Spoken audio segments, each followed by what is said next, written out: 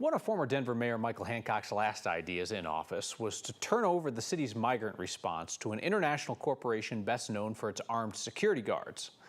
That was one of the first ideas tossed aside by Denver's new mayor, Mike Johnston. He tells our Angeline McCall he wants to keep that migrant effort local, run by the people who've been doing the work. You've been in office for about 30 days. What have you done so far regarding migrants? Yeah, we have a couple of key steps we've taken on migrants. One is we've created a new structure for how we're going to approach services to migrants. As you may remember, there was a proposal for a large contract to guard our world that the City Council decided not to go forward with.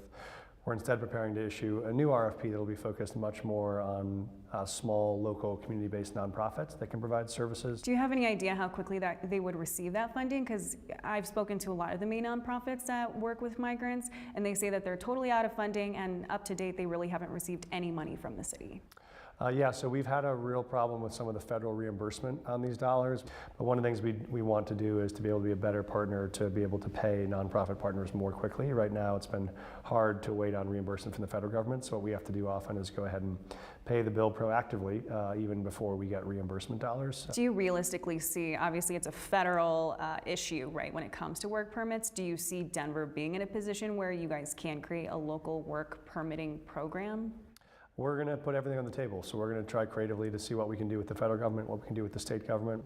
And for me, what this underscores is one of the big areas of focus we have is that I've met with Secretary Mayorkas and been talking with the federal government about two needs that we have. One is reimbursement for services, but the second is really temporary protective status so people can get access to work.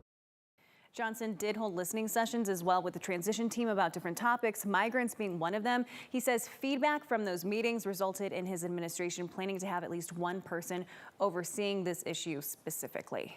Angela, you've been reporting on this for months, and it's interesting. I mean, you've been giving it kind of constant attention here locally, but the way that the national attention on this issue ebbs and flows, and we're kind of at a low point now because the flow of people across the southern border has slowed down considerably.